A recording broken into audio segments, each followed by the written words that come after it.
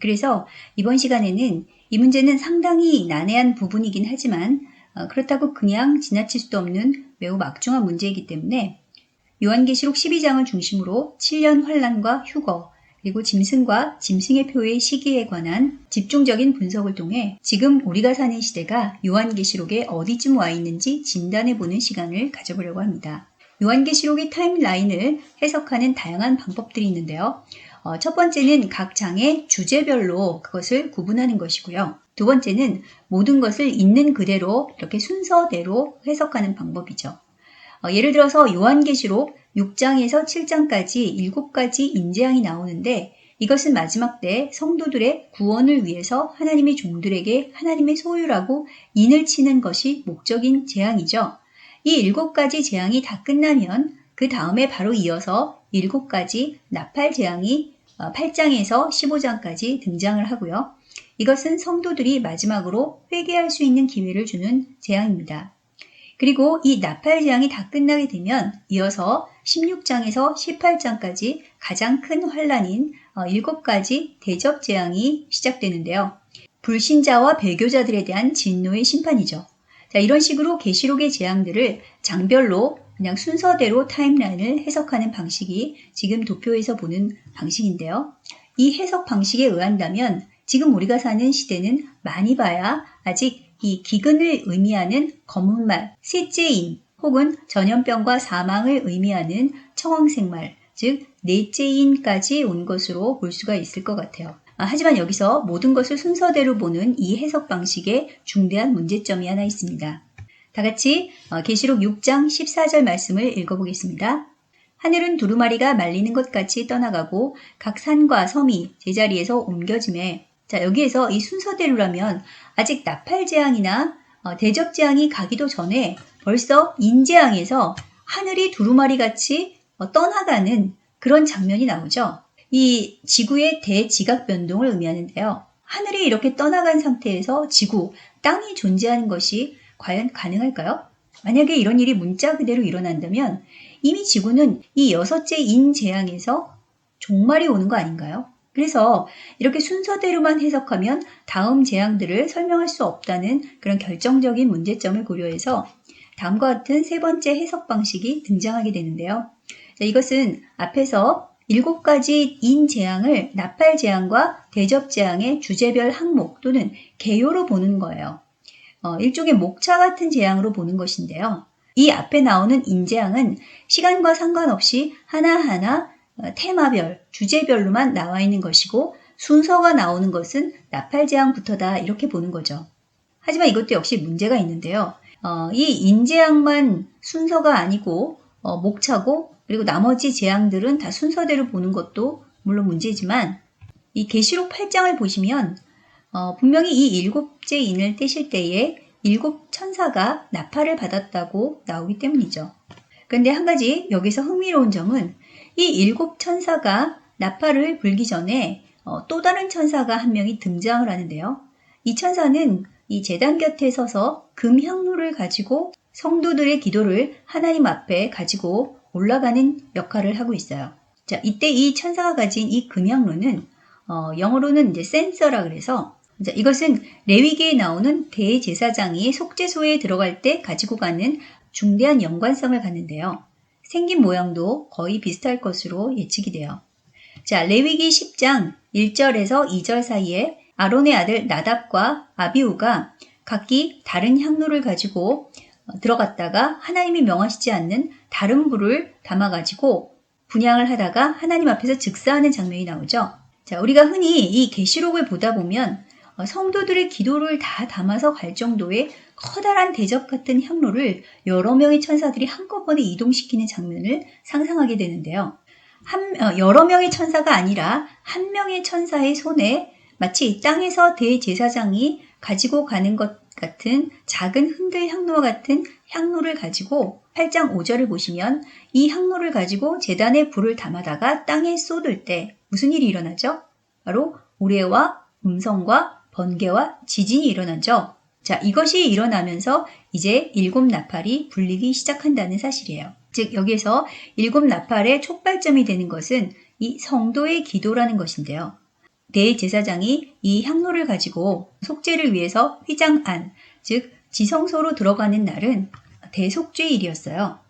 따라서 7나팔을 불리기 직전에 7째 인에서 일어나는 향로를 든 이 또 다른 천사가 하나님의 제단에 불을 담아서 땅에 쏟은 향연, 즉 성도들의 기도는 바로 속죄의 금식 기도라는 것을 알 수가 있는데요. 유대인의 절기를 보아도 이 나팔절과 초막절 사이에 속죄일이 있었죠. 그리고 이것은 실제로 유대인 혼인잔치 전날에 신랑 신부가 하게 되는 속죄의 금식 기도와도 연관이 있고요. 또 이 7장에서 이 각 나라와 족속과 백성과 방언에서 셀 수 없이 큰 흰옷 입은 무리들이 큰 환란기를 통과하는 동안에 부르짖으면서 올려드린 속죄의 금식 기도로 볼 수도 있을 것 같습니다. 자, 그런데 이렇게 되면 나팔 재앙이 본격적으로 시작되기 전에 이미 인재앙에서 대환란을 통과해서 속죄일의 금식 기도까지 하고 성도들이 하늘로 올라오게 되는 게 돼서 또다시 모순처럼 보이게 되는데요. 자, 이것 때문에 3번의 7가지 재앙들에 대해서 소용돌이설이라고 불리우는 이 4번째 해석이 나오게 되죠. 자, 이 해석에 따르면 인재앙에서 나팔 재앙 그리고 대접 재앙으로 갈수록 점점 더 재앙의 크기가 커지게 되는데요. 각각의 이 순서는 서로 연관성이 있죠. 자, 예를 들어서 2번째 인이 붉은 말, 전쟁인데 2번째 나팔은 바다, 3분의 1이 피가 되는 것이고 3번째 대접 때는 바다 전체가 피가 되는 형식이죠. 이렇게 되면 이 6번째 인과 7번째 인 사이에 있는 첫 번째 휴거가 있고 그리고 6번째 나팔과 7번째 나팔 사이에 2번째 휴거 그리고 6번째 대접과 7번째 사이에 3번째 휴거가 모두 6번째 재앙과 7번째 재앙 사이에 일어나는 그 공통점을 한눈에 발견하기 쉬운 장점이 있어요. 자, 하지만 이것도 역시 이 나팔 재앙과 대접 재앙이 시작되기 전에 이 6째 인에서 하늘이 두루마리처럼 떠나가고 지구에 종말이 오는 것 같은 이 문제를 해결하기는 어렵다고 보죠. 그래서 5번째 해석이 등장하게 되는데요. 이것은 제가 이제 편의상 주머니 혹은 보자기 이론이라고 부르도록 하겠습니다. 자, 7번째 인 주머니 안에 7개의 나팔이 모두 들어있다는 것이죠. 그리고 7번째의 나팔 안에 7가지 대접이 다 들어있다는 거예요.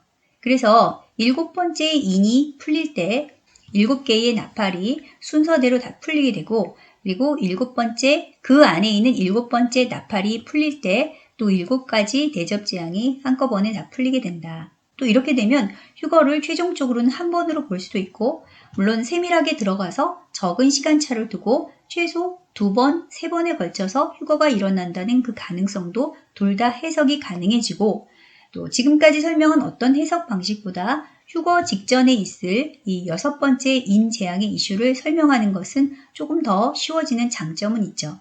하지만 그래도 이것도 완전하지 않은데요. 자, 아무리 이 나팔 재앙과 대접 재앙이 6번째 인이 끝나고 나서 최단 기간, 거의 동시다발적으로 일어나는 사건이라고 해도 역시 이 6번째 인이 끝나고 나서 거의 휴거와 동시에 7개의 모든 나팔이 다 풀린다라고 보기에는 7가지 이 나팔 재앙 기간에 일어나는 일들이 여기에 있는 계시록 11장의 두 중인 휴거만 봐도 42달과 1260일, 즉 최소한 3년 반에서 7년에 걸친 시간이 필요하다는 얘기이기 때문이에요. 아까도 계속 말씀드리지만 이 6번째 인에서 이미 하늘이 떠나서 지구의 종말이 왔는데 그 후로 인간이 3년 반에서 무려 7년까지 버티는 게 가능하냐는 거죠. 그래서 이 문제를 해결하기 위해서 6번째 또 다른 해석 방식이 나오게 되는데요. 이것도 여러분이 기억하기 쉽게 제가 지금부터 평행 본문설이라고 부르도록 하겠습니다. 자, 이 이론은 계시록의 어떤 본문들은 서로 다른 장이고 서로 다른 장면처럼 보이지만 사실상 같은 시기에 일어나는 같은 사건을 의미하는 것으로 해석하는 방식인데요. 자, 이것을 이해하기 위해서 계시록의 중요한 구절들을 지금부터 찾아볼 때 여러분들한테 잠깐 당부드리는 것은 반드시 직접 여러분이 가지고 계신 성경책을 펴시고 해당 구절들을 지금부터는 필기도구로 체크해 가시면서 눈으로 확인해야 된다는 것이죠. 물론 이제 제가 좀 빨리 얘기하는 것은 놓칠 수도 있어요. 그럼 여러분들이 이 영상을 다시 반복해서 보시면서 스탑 시켜놓고 다시 체크하시고 그렇게 하셔야 이제 여러분들께서 혼자서 공부하실 때도 요한계시록의 이 타임라인이 제대로 이해가 가실 거예요. 자, 준비되셨나요? 네, 그러면 시작하겠습니다. 먼저 찾아볼 본문은 계시록 8장 13절인데요. 다 같이 함께 찾아서 읽겠습니다. 내가 또 보고 들으니 공중에 날아가는 독수리가 큰 소리로 이르되 땅에 사는 자들에게 화가 있으리니 이는 새 천사들이 불어야 할 나팔 소리가 남아 있음이로다 하더라. 자, 그 다음에 이 계시록 9장에 의하면 이 세 가지 화 중에서 9장 12절의 첫 번째 화는 이 9장 1절에서 말하는 다섯 번째 천사가 나팔을 불 때 일어나는데 그것은 이 무저갱이 열리고 거기서 황충부대가 올라오는 사건을 말하는 거예요. 잠깐 다시 설명드리면 이 무저갱이라는 곳은 타락한 천사들, 즉 범죄한 천사들을 일시적으로 가두는 임시 구치소 같은 곳인데요. 그곳에서 잠깐 집행유예로 풀려나는 장면을 말하는 거죠. 이 여기에서 말하는 이 황충들은 창세기 6장에서 네피림 사건을 일으켜서 그 형벌로 무저갱에 갇혔던 타락한 감시천사들이라고 네피림 강의 때 설명드렸었죠. 자, 그들이 이렇게 풀려나는데 그들 중에서 왕이 있는데 그 왕이 히브리어로 아바돈이라는 이름, 이것은 멸망이란 뜻인데요. 이 멸망이란 이름의 뜻을 가진 자가 바로 우리가 흔히 말하는 짐승, 즉 마지막 때 적그리스도라는 거죠. 자, 그 다음에 계시록 9장 12절을 같이 읽어볼게요. 첫째 화는 지나갔으나 보라 아직도 이후에 화 둘이 이르리로다. 그러니까 다섯째 나팔이 끝났고 앞으로 나와 있는 화 둘은 뭐예요? 여섯째 나팔과 일곱째 나팔을 말하는 거죠. 그 중에서 이 두 번째 화에 해당하는 여섯째 나팔이 유브라데 전쟁을 말한다. 일반적으로 이 3차 대전으로 알려진 그 전쟁인데요. 그 후에 일곱 번째 나팔이 불리는 장면이 건너뛰고 11장에서 나옵니다. 자, 11장 14절에서 15절을 같이 읽어볼게요. 둘째 화는 지나갔으나 보라 셋째 화가 속히 이르도다. 15절 일곱째 천사가 나팔을 불매 하늘에서 큰 음성들이 나서 이르되 세상 나라가 우리 주와 그의 그리스도의 나라가 되어 그가 세세토록 왕노릇 하시리로다 하니. 자, 그러면 이번에는 같은 11장 7절을 한번 읽어보겠습니다. 그들이 증언을 마칠 때에 무저갱으로부터 올라오는 짐승이 그들과 더불어 전쟁을 일으켜 그들을 이기고 그들을 죽일 터인즉. 자, 여기에서 이 무저갱에서 올라오는 짐승이 두 증인을 죽이는 장면이 나오는데요. 짐승이 올라오는 장면은 또 한 번 등장하게 되죠. 자, 이번에는 계시록 13장입니다. 13장 1절을 읽겠습니다. 내가 보니 바다에서 한 짐승이 나오는데 뿔이 열이요 머리가 7이라. 그 뿔에는 10왕관이 있고 그 머리들에는 신성 모독하는 이름들이 있더라. 보통 여기서 이 바다를 세상으로 해석을 해서 적그리스도가 세상에서 나온다고 해석하기도 하는데요. 여기에서 짐승이 나오는 바다는 히브리적인 사고로 기품, 즉 무저갱으로 해석하는 것이 더 타당한 해석으로 보입니다. 실제로 그것과 관련된 논문도 있다고 해요. 자, 그치만 만일 앞에서부터의 모든 사건을 순서대로 이루어진다고 가정을 하게 되면 심각한 문제에 봉착하게 되는데요. 무저갱에서 짐승이 올라오는 장면이 9장과 11장과 13장에서 있었죠. 그러면 무저갱에서 9장에서도 올라오고 11장에서도 올라오고 13장에서도 올라와서 3번을 올라왔다가 내려왔다가 올라왔다 내려왔다 이렇게 반복했단 말인가요? 아니면 짐승이 각각 다른 3명으로 각각 다른 시기에 9장, 11장, 13장의 시기에 한 명씩 올라오는 걸로 봐야 될까요? 자, 이번에는 오늘의 주 본문인 계시록 12장 6절과 14절을 읽어보도록 하겠습니다. 12장 6절입니다. 그 여자가 광야로 도망하매 거기서 1260일 동안 그를 양육하기 위하여 하나님께서 예비하신 곳이 있더라. 자, 이번에는 14절입니다. 그 여자가 큰 독수리의 두 날개를 받아 광야 자기 곳으로 날아가 거기서 그 뱀의 낯을 피하여 한 때와 두 때와 반 때를 양육받으매. 자, 여기에 여자가 자신의 아들을 삼키려던 용 때문에 광야로 도망가서 양육받는 시간을 1260일이라고 앞에 나오죠. 자, 그런데 그 여자가 큰 독수리의 두 날개를 받아서 또 광야에서 양육받는 시간이 한 때, 두 때, 반 때라고 14절에 또 나와요. 자, 이때 이 앞에 1260일과 뒤에 나오는 한때, 두때, 반때를 같은 사건, 같은 기간으로 보느냐 아니면 다른 사건, 다른 기간으로 보느냐에 따라서 엄청난 해석의 차이가 나오게 돼요. 보통 이것을 다른 사건으로 보는 해석이 일반적인데요. 자, 보통 앞에서 여기서 이 여자는 이스라엘을, 그리고 여자의 아들은 예수 그리스도를, 그래서 처음에 1260일은 예수님이 승천하신 후 이스라엘이 마지막까지 박해받는 시간, 이것은 일이 아니니까 상징적으로 표현을 한다고 해석을 했고, 그리고 뒤에 나오는 그 여자는 이방인과 유대인이 하나 된 한 세 사람, 원유맨의 교회를, 그리고 이 한때, 두때, 반때라는 것은 7년 환란 중에서 전 3년 반 동안에 광야에서 교회가 피신해서 양육받는 시간으로 이렇게 해석을 하게 되는 결과를 낳게 되죠. 하지만 여기에 큰 문제가 있어요. 자, 여기 이 12장 6절에 보시면 그냥 여자가 아니라 그 여자라고 나오죠. 그리고 또 12장 14절에서도 그 여자라고 나오죠. 여기에서 지시대명사 그라는 것을 붙였다는 것은 앞의 여자와 뒤의 여자가 동일 인물이라는 것을 말하는 것이죠.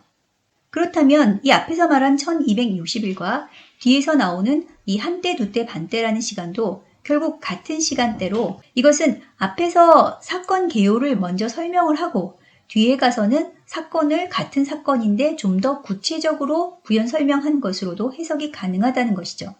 다시 말해서 하나의 사건, 같은 인물을 가리킨다라는 결론인데요. 뿐만 아니라 여기서 이 계시록 12장을 계시록 11장과 동일한 같은 사건에 대한 다른 표현 방식으로 볼 수 있는 결정적인 증거가 계시록 12장 14절에 나오게 돼요. 그 여자가 큰 독수리의 두 날개를 받아 광야 자기 곳으로 날아가 거기서 그 뱀의 낯을 피하여 한때와 두때와 반때를 양육받으매.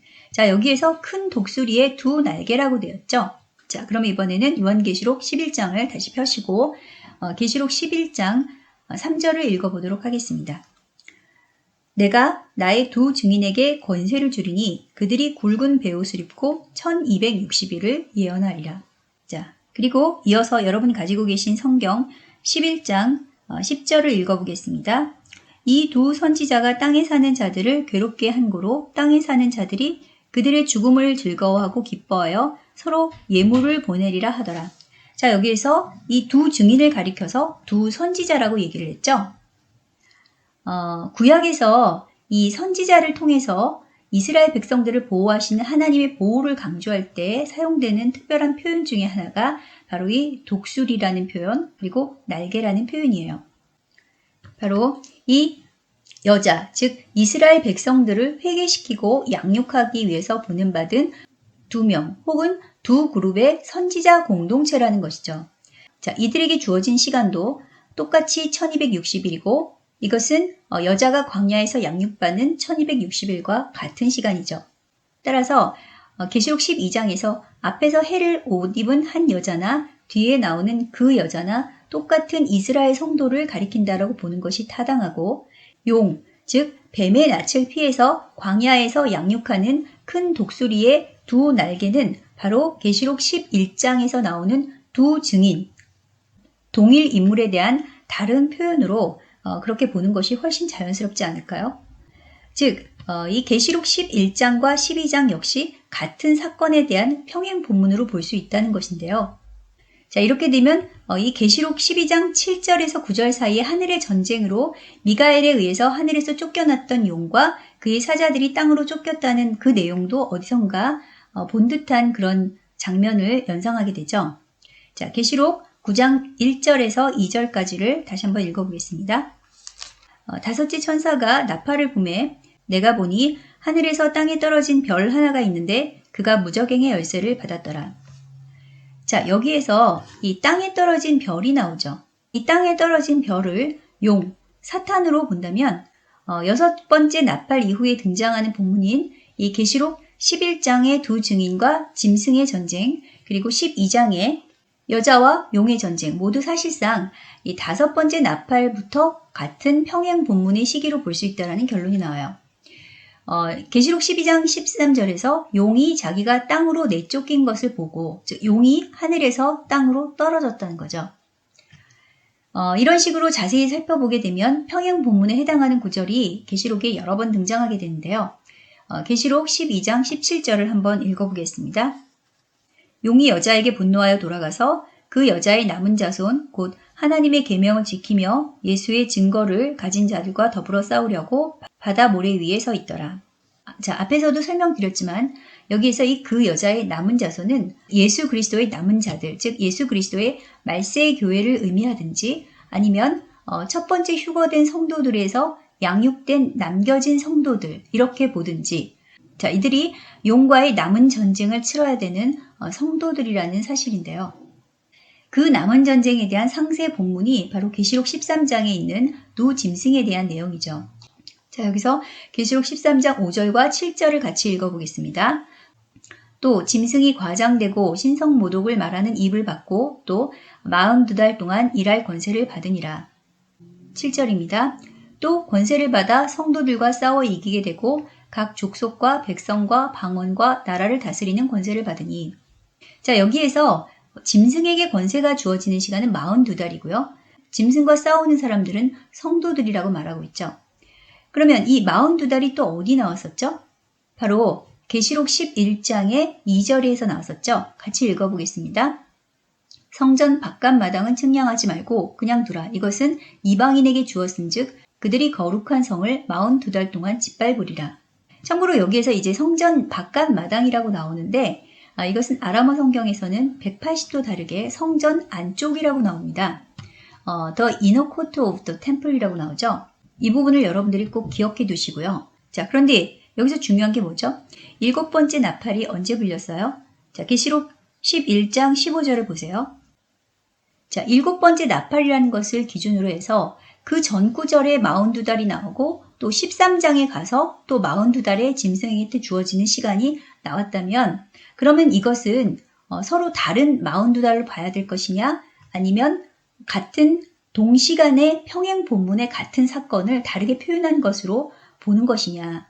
자, 만약에 우리가 이것을 평행 본문으로 보지 않고 즉 같은 사건에 대한 같은 시간대에 대한 해석으로 보지 않게 된다면 그럼 무슨 문제가 생기냐. 자, 여러분들이 직접 성경을 찾아서 그 숫자를 확인해 보셨지만 11장에 나오는 1260일과 42달 또 12장에 가서 1260일과 한때 두때 반때 그래서 또 7년 환란이 있고 또 13장에 가서 또 42달 총 3년 반의 대환란이 있어서 이렇게 되면 11장에서 13장까지 환란 기간만 해도 총 17년 반이 되는 해석상 오류를 낳게 된다는 거죠. 자, 그러니까 결국 11장, 12장, 13장까지 내용은 5째 나팔부터 7째 나팔 전까지의 이 시기에 일어날 수 있는 그 모든 일들에 대한 동일한 사건들을 반복해서 다른 각도에서 클로즈업한 평행 본문들이라고 할 수 있다는 결론입니다. 또 이 짐승과 전쟁을 치르는 이 성도들은 하나님의 계명을 지키며 예수의 증거를 가진 자들, 즉 그 여자의 씨의 남은 자손과 같은 인물인데요. 이 9장에서 5째 나팔 때 짐승이 무적행에서 올라오고 또 11장에서 올라온 짐승이 두 증인을 죽이고 12장에 가서는 용, 즉 뱀이 여자와 싸우다가 마지막에 성도들하고 싸우러 가다가 끝나고 그리고 13장에 가서 용한테 그 권세를 이어받은 짐승이 성도들을 죽이는 장면이 나오는데 그러면 이제 여기에서 또 한 가지 의문점이 생깁니다. 계시록 12장 17절 이 마지막 구에 용이 여자한테 분노하여 돌아가서 그 여자의 남은 자손과 더불어 싸우려고 바다 모래 위에 서 있더라 이렇게 얘기를 했는데 그러면 이 그 여자는 어디로 간 거죠? 다음에 이어지는 계시록 13장의 본문에 보면 그 여자의 남은 자손인 이 성도들에 대한 이야기는 나오는데 여러분이 아무리 찾아봐도 이 13장에서는 여자 이야기는 나오지를 않죠. 여자는 앞에서도 계속 강조했지만 이스라엘 성도들이고 여기 13장에 나오는 성도들은 13장 7절을 근거로 해서 전 세계적인 모든 열방의 성도들을 의미하는 것은 분명한데요. 다 같이 가지고 계신 성경 계시록 14장 1절을 읽겠습니다. 또 내가 보니 보라 어린 양이 시온산에 섰고 그와 함께 14만 4천이 서 있는데 그들의 이마에는 어린 양의 이름과 그 아버지의 이름을 쓴 것이 있더라. 자, 여기에서 이 14만 4천은 이스라엘의 인침받은 하나님의 종들이라고 앞에서 말씀드렸죠. 계시록 7장 4절을 펴시고 같이 한번 읽겠습니다. 7장 4절입니다. 내가 인침을 받은 자의 수를 들으니 이스라엘 자손의 각 지파 중에서 인침받은 자들이 14만 4천이니 여기 계시록 7장에 보시면은 두 그룹의 사람들에게 하나님의 천사가 하나님의 인을 치는 장면이 나와요. 자, 하나는 각 나라와 족속과 백성과 방언에서 셀 수 없이 큰 무리에게 인을 친 것이고 그 다음에 두 번째는 여기 나오는 것처럼 이스라엘 자손의 각 지파 중에서 인침받은 자, 즉 이스라엘 성도를 말하는 거죠. 그러니까 이스라엘 중에 하나님의 종들, 이스라엘 성도들은 14만 4천이고 그리고 열방의 성도들은 셀 수 없이 많은 엄청난 수의 큰 무리라는 거예요. 자, 그런데 이 7장에서 보시면 이 하나님의 종들인 이 14만 4천이 어디에 서 있는지 알 수가 없는데 이 14장에 가면 이들이 하늘의 시온산에 서 있다라고 위치가 정확하게 나오죠. 이곳은 하늘이에요. 자, 그러면 이 14만 4천, 14장에 등장하는 이 14만 4천은 휴거된 자들일까요? 아니면 순교한 자들일까요? 자, 계시록에서 휴거에 대한 본문이 총 3번 등장한다고 말씀을 드렸는데요. 첫 번째가 7장 9절 말씀, 두 번째가 10장 7절 말씀, 그리고 세 번째가 계시록 16장 15절 말씀이죠. 이 14장에 이 14만 4천 이스라엘 성도들과 그리고 이방인 모든 성도들이 이게 추수되는 장면이 나오고요. 특별히 두 종류의 추수라 그래서 땅의 곡식 추수는 짐승의 표를 거부한 열방의 모든 성도들의 순교를 의미하는 것이고요. 포도 추수는 불신자와 배교자들에 대한 심판이죠. 자, 14장 13절을 한번 읽겠습니다.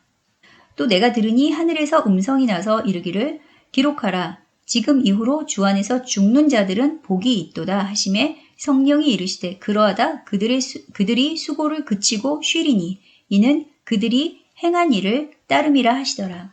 만약에 여기에서 죽는 것을 자연사한다라고 본다면 굳이 이런 말을 할 필요가 없겠죠. 그런데 이 사람들이 거의 동시에 어떤 사건에 의해서 죽게 되는 것을 의미하기 때문에 여기에서 이것은 순교로 보는 것이 더 맞아 보여요. 그래서 이 땅에 추수된 익은 곡식, 즉 열방의 순교자들은 다시 15장에 가서 하늘에서 등장을 하게 되는데요. 계시록 15장 2절에서 3절까지를 읽겠습니다. 여러분 이거 성경에 꼭 표시하시면서 읽으셔야 돼요. 또 내가 보니 불이 섞인 유리바다 같은 것이 있고 짐승과 그의 우상과 그의 이름의 수를 이기고 벗어난 자들이 유리바닷가에 서서 하나님의 검은 고를 가지고 하나님의 종 모세의 노래 어린 양의 노래를 불러 이르되 주 하나님 곧 전능하신 이여 하시는 일이 크고 놀라우시도다 만국의 왕이시여 주의 길이 의롭고 참되시도다. 자, 여기에서도 우리가 평행 부문을 발견하게 되는데요. 계시록 14장 1절에서 3절까지 다시 한번 읽겠습니다. 자, 여러분 가진 성경을 펴시고 읽겠습니다. 또 내가 보니 보라 어린 양이 시온산에 섰고 그와 함께 14만 4천이 섰는데 그들의 이마에는 어린 양의 이름과 그 아버지의 이름을 쓴 것이 있더라.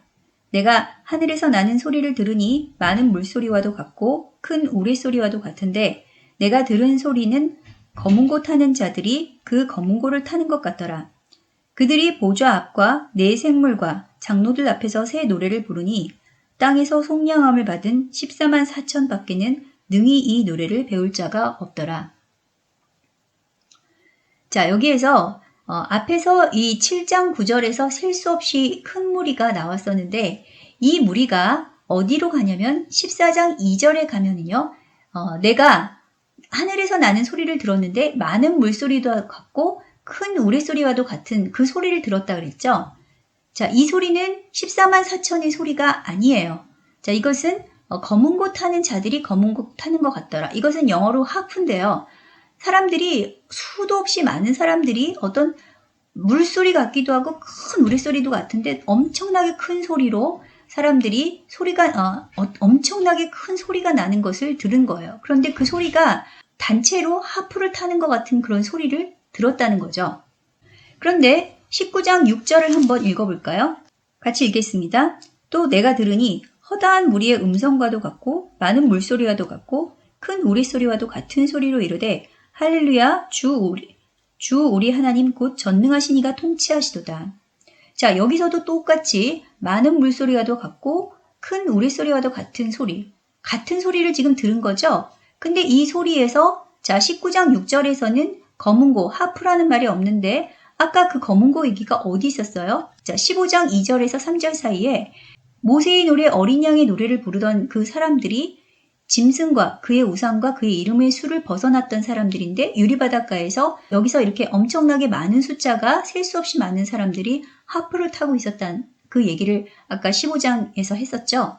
그런데 이 7장에서도 이스라엘 중에서 인침받은 14만 4천과 셀 수 없이 큰 열방의 무리가 같이 보였고 그 다음에 이제 14장에 가서도 역시 마찬가지로 이 14만 4천과 이 열방의 큰 무리가 보인 거예요.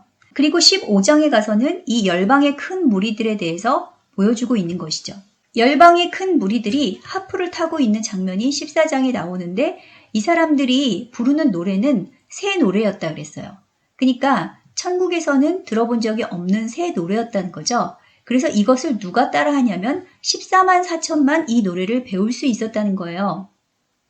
그러니까 열방의 큰 무리와 그 다음에 14만 4천이 같이 그 노래를 하고 있는데 14만 4천이 그들에게 노래를 배워서 하고 있었다는 장면을 지금 설명하고 있는 거죠. 이것이 이제 14장의 장면이에요.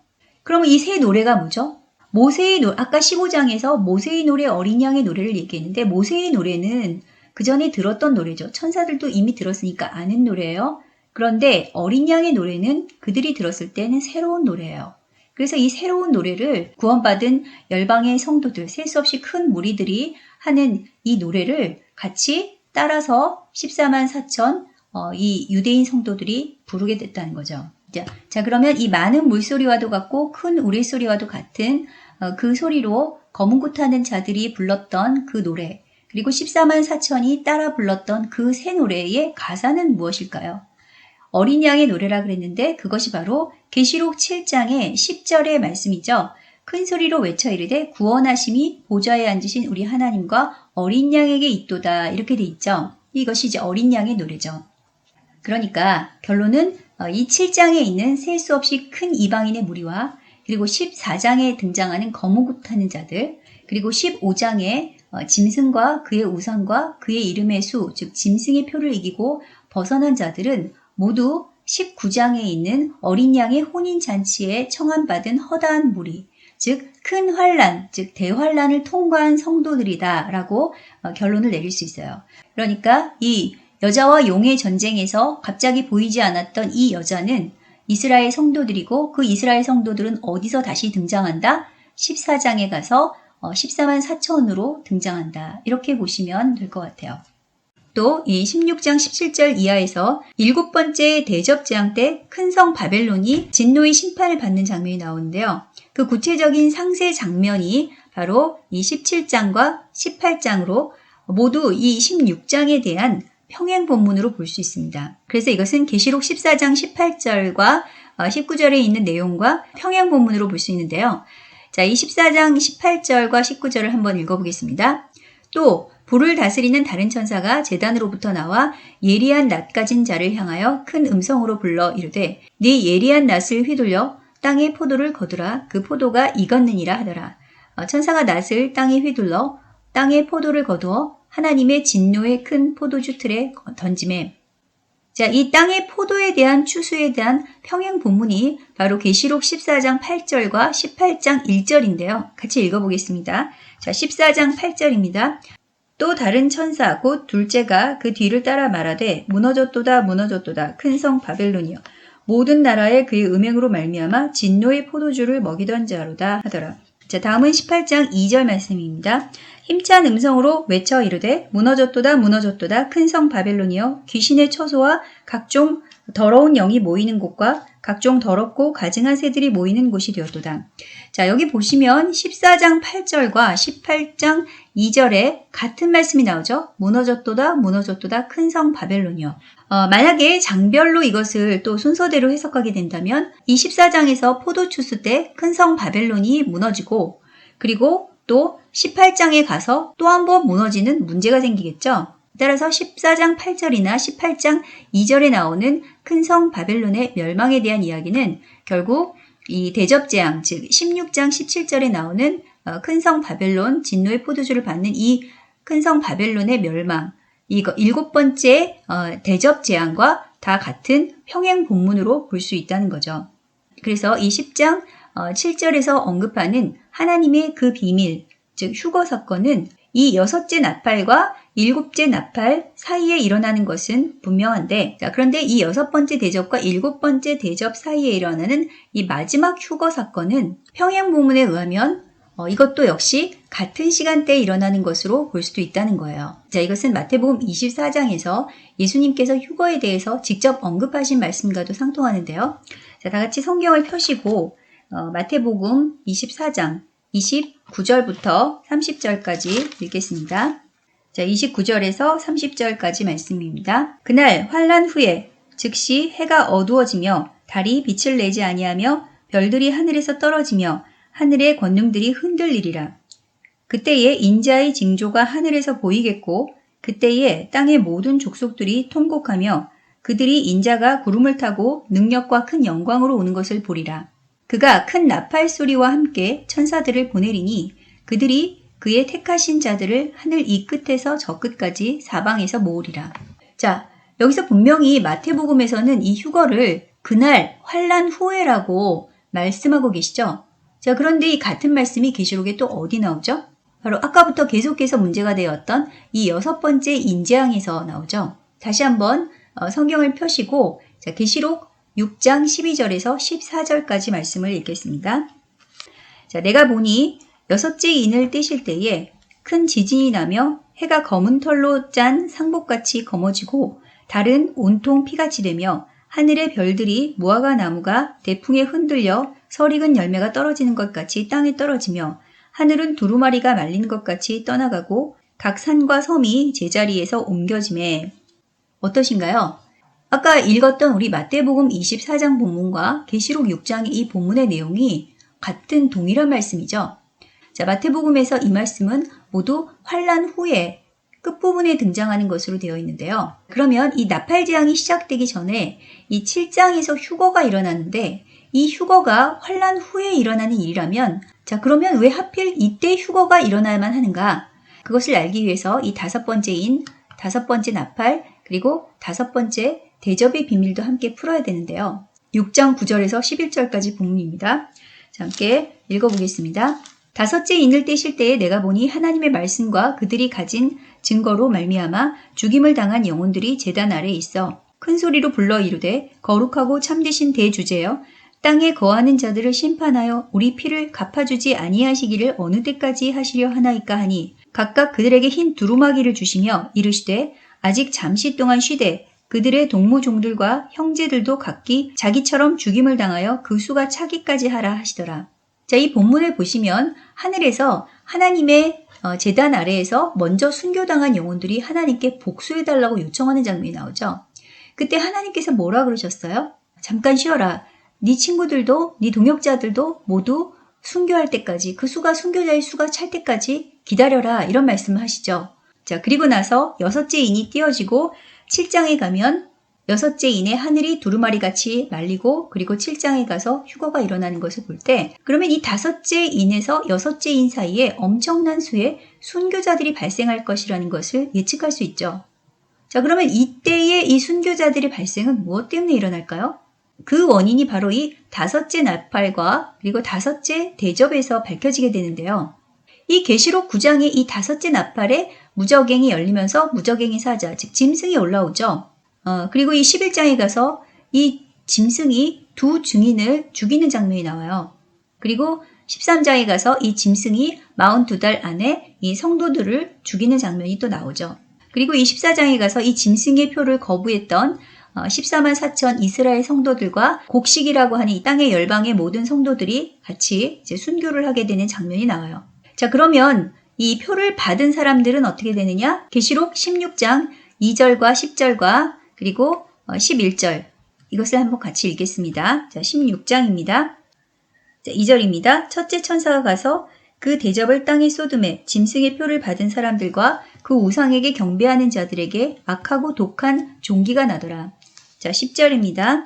또 다섯째 천사가 그 대접을 짐승의 왕좌에 쏟으니 그 나라가 곧 어두워지며 사람들이 아파서 자기 혀를 깨물고 아픈 것과 종기로 말미암아 하늘의 하나님을 비방하고 그들의 행위를 회개하지 아니하더라. 자, 이 다섯째 대접 때 짐승의 보좌에 심판이 임하고 그리고 짐승의 표를 이미 받죠, 사람들이. 근데 받은 사람들이 끝까지 회개하지 않았다는 말씀이 나오죠. 그렇다면 이 짐승의 표는 이들이 회개하지 못하게 하는 것과 관련이 있다는 사실을 알게 되죠. 자, 그래서 여기서 우리가 이제 짚고 넘어가야 될 중요한 사실이 계시록에서 이 5라는 숫자, 다섯째 인, 그리고 다섯째 나팔, 그리고 다섯째 대접, 이 모두가 다 짐승과 관련이 있는 숫자라는 사실이죠. 따라서 결론부터 말씀드리면 순교에 관련된 다섯째 인에서부터 휴거가 있을 여섯째 인까지를 다룬 이 6장에서 7장까지의 내용, 그리고 짐승이 처음 등장하는 다섯째 나팔에서 휴거가 있게 되는 여섯째 나팔. 자, 일곱째 나팔을 휴거로 알고 계신 분들이 있는데요. 일곱째 나팔 전에 불리는 것입니다. 그래서 여섯째 나팔과 일곱째 나팔 사이에 휴거가 있게 되죠. 그래서 이제 여섯째 나팔.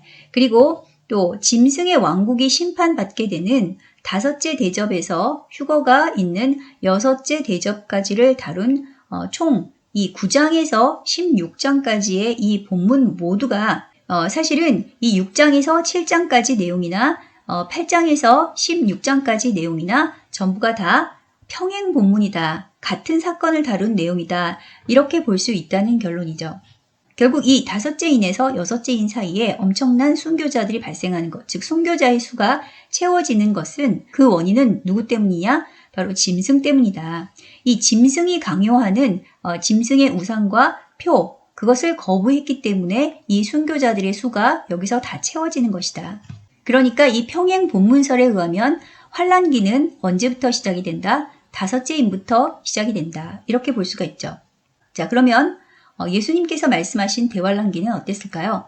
자, 마태복음 24장에서 제자들이 감람산에서 예수님께 예수님, 세상 끝에는 무슨 징조가 있습니까? 라고 질문하는 내용이 나오죠. 그때 예수님께서 미혹이 있을 것이고 그리고 전쟁이 있을 것이고 기근이나 지진이 있을 것이다. 그러나 이런 난리와 난리의 소문을 듣는다고 해서 그것이 끝이 아니다. 아직 끝은 아니다. 라고 말씀하셨죠. 그러면 뭐예요? 24장 8절에서 이 모든 것은 재난의 시작이다 이렇게 되어 있는데요. 개역 성경에는 이것을 재난의 시작이라고 번역을 했는데 이게 원문에 보시면은 오딘이라 그래서 이게 해산의 진통, 다시 말해서 산통의 시작이다 이렇게 번역하는 것이 맞아요. 자, 그러면 여기서 이 여자의 산통 뭐 생각나는 거 없으세요? 오늘 강의 초반에 이 요한계시록 12장에서 이 해산의 진통을 겪는 이스라엘에 대해서 살펴봤죠. 그래서 이 계시록 12장 2절에서 이 여자가 산통을 겪게 되는 이 장면을 바로 마태복음 24장에서 재난의 시작, 산통의 시작 이 부분으로 해석하시는 분들도 계세요. 그래서 이렇게 전쟁이나 기근이나 지진이나 또는 미혹이 일어나도 이것은 아직 산통의 시작일 뿐이고 그것이 대환란은 아니다라는 것을 우리가 알 수가 있는데요. 여기서 그러면 환란은 언제 나오죠? 24장 9절부터 나오는데요. 그때의 사람들이 너희를 환란에 넘겨주겠으며, 자, 이때 이 환란이 이 24장 21절에 이는 그때에 큰 환란이 있겠음이라 창세부터 지금까지 이런 환란이 없었고 후에도 없으리라. 이 말씀에 이 큰 환란과 동일하게 똑같이 들립시스라는 이 헬라어를 쓰고 있어요. 그러니까 이 환란기는 24장 9절부터 대환란기가 시작된다 이렇게 볼 수가 있고요. 다시 한번 같이 읽어볼게요. 시작. 그때의 사람들이 너희를 환란에 넘겨주겠으며 너희를 죽이리니 너희가 내 이름 때문에 모든 민족에게 미움을 받으리라. 아까 계시록에서 다섯째 인에서 순교자의 수가 채워져야 된다 그랬죠. 자, 이것이 바로 대환란기의 가장 중요한 사인 중에 또 하나가 되겠죠. 자, 그래서 마태복음 24장 3절에서 7절까지는 계시록 6장의 첫 번째 인에서 네 번째 인재앙, 그것에 해당하는 그 평행 본문으로 볼 수가 있죠. 여기서 미혹에 해당하는 것이 뭐였죠? 흰말이었죠. 그 다음에 전쟁에 해당하는 것이 붉은 말이었고요. 그 다음에 기근에 해당하는 것이 검은 말이었고, 그 다음에 여기는 이제 지진이라고 나와 있는데 누가복음에는 이게 지금 전염병이 나와 있어요. 그래서 사망을 담당하는 청황말. 이렇게 이제 평행 본문으로 보죠. 자, 다음에 이제 24장 9절에서 여러분 가지신 성경에는 이제 28절까지 보시게 되면 이것이 바로 성도들의 순교를 말하는 대환란기다. 그래서 이제 앞에서 살펴본 것처럼 다섯째 인에서부터 시작되는 환란기에 이것이 평행 본문이다라고 보시면 되겠고요. 그다음에 이제 24장 29절부터 그 이후에 일어나는 것이 뭐예요? 환란 후에 하늘의 권능들이 흔들리면서 그 다음에 31절에 택하신 자들을 하늘 이 끝에서 저 끝까지 사방에서 모은다 그랬죠. 휴거죠. 그래서 이것의 그 평행 본문에 해당하는 것은 여섯째 인, 여섯째 나팔, 여섯째 대접이다. 이 24장 30절을 한번 같이 읽어볼까요? 그때에 인자의 징조가 하늘에서 보이겠고 그때에 땅의 모든 족속들이 통곡하며 그들이 인자가 구름을 타고 능력과 큰 영광으로 오는 것을 보리라. 자, 그러니까 이 하늘의 징조가 있는 이 여섯째 인 때, 자, 그러니까 이 그때는 어떤 때예요? 환란 후에, 다섯째 인 후에, 그리고 그때는 언제예요? 여섯째 인 때. 자, 하늘의 이 징조가 이렇게 벌어질 때, 그때 예수님이 재림하신다라는 거죠. 그러면 여기서 24장 31절에 큰 나팔 소리는 아까도 제가 이제 설명을 드렸지만 다시 한번 확인을 하면 본문 말씀 10장 7절을 한번 보도록 할게요. 자, 10장 7절 일곱째 천사가 소리내는 날 그의 나팔을 불려고 할 때에 하나님이 그의 종 선지자들에게 전하신 복음과 같이 하나님의 그 비밀이 이루어지리라 그랬어요. 그래서 이 큰 나팔 소리를 일곱째 나팔로 해석하시는 분들도 있고 그리고 여섯째 나팔과 일곱째 나팔 사이에 이 사건이 일어나기 때문에 여섯째 나팔이다 이렇게 보시는 분들도 있다. 이렇게 보시면 될 것 같아요. 왜냐하면 본문에서 일곱째 나팔을 불려고 할 때에 이렇게 얘기를 했기 때문에 자, 그럼 여기서 이제 질문 초대교회 이후에 끊임없이 지속되어 왔던 이 성도들에 대한 기나긴 박해의 역사가 있죠. 앞에서도 수없이 많은 순교자들이 죽었잖아요. 앞서간 순교자들이 겪어야 했던 그 환란기와 이 마태복음 24장에서 예수님께서 말씀하신 이 마지막 때 임하게 될 큰 환란, 이것은 과연 어떤 차이가 있을까요? 쉽게 말해서 우리 앞에 대환란기가 닥친다 한들 그것이 이게 교회의 마지막 역사에 해당되는 계시록의 대환란기다라는 사실을 우리가 어떻게 알 수 있냐 이 말이에요. 다 같이 마태복음 24장 15절에서 16절 말씀을 한번 읽어보겠습니다. 자, 그러므로 너희가 선지자 다니엘이 말한 바 멸망에 가증한 것이 거룩한 곳에 선 것을 보거든. 그리고 이어서 마태복음 24장 21절에서 22절까지 말씀을 같이 읽겠습니다. 이는 그때에 큰 환란이 있겠음이라. 창세로부터 지금까지 이런 환란이 없었고 후에도 없으리라. 그 날들을 감하지 아니하면 모든 육체가 구원을 얻지 못할 것이나 그러나 택하신 자들을 위하여 그 날들을 감하시리라. 자, 여기까지. 자, 그러면 이 멸망에 가증한 것이 거룩한 곳에 선 것이라는 건 무슨 뜻일까요? 그리고 예수님께서는 왜 이 대환란을 창세로부터 이후까지도 없을 유일무이한 큰 환란으로 그 환란기를 단축하지 않으면 이 지구상의 육체 중에서 구원받을 육체가 없다라는 이런 심각한 말씀을 하셨을까요? 자, 그것을 알기 위해서 이제 예수님께서 인용하신 이 멸망에 가증한 것의 그 원문에 해당하는 다니엘서를 한번 살펴볼 필요가 있는데요. 다니엘서 9장 27절 말씀을 한번 같이 읽어보겠습니다. 자, 그가 장차 많은 사람들과 더불어 한 일해 동안에 언약을 굳게 맺고 그가 그 일해의 절반에 제사와 예물을 금지할 것이며 또 포악하여 가증한 것이 날개를 의지하여 설 것이며 또 이미 정한 종말까지 진노가 황폐하게 하는 자에게 쏟아지리라 하였느니라 하니라. 자, 여기에서 이 본문 마태복음에서는 생략된 구절이 나오죠. 그것은 바로 이 날개를 의지하여 라는 말이에요. 히브리어로 이 날개에 해당하는 것은 카나프라고 하는데요. 가끔 이 영어 성경이나 한글 번역본에도 이 날개가 생략된 본도 있어요. 멸망에 가증한 것은 계시록 13장의 짐승을 가리키는 말이고요. 이 날개라는 것은 지성소에 들어가면 그 법궤가 있죠. 그 법궤 위에 덮는 그 케루빔, 천사의 그 날개로 쉽게 말해서 이것은 마지막 적그리스도, 즉 짐승이 지성소 안까지 들어와서 점령하고 통치한다. 그 영향력을 행사한다. 라는 뜻으로 해석할 수 있습니다. 자, 그래서 이 계시록 11장을 다시 가서 보시면 보통 일반적으로 두중이는 제3성전에서 설교를 하고 그리고 이 짐승은 7년간 거짓으로 평화조약을 맺고 그 중간인 즉 한 일회의 절반 3년 반이 지나갔을 때 제3성전에 지성소까지 들어와서 자신을 하나님이라고 높인다. 보통 이렇게 지금까지 해석을 해왔죠. 그래서 당연히 이 제3성전이 등장하기 전에는 그리고 이 여섯째 나팔인 3차 대전이 중동에서 일어나기 전에는 결코 이 두 증인도 그리고 짐승도 또 짐승의 표도 등장할 수 없다라는 해석이 주류를 이루어왔던 것이 사실입니다. 이 강해를 하는 저 자신도 사실은 실제로 몇 년 전까지는 그렇게 믿고 또 그렇게 가르쳐 왔어요.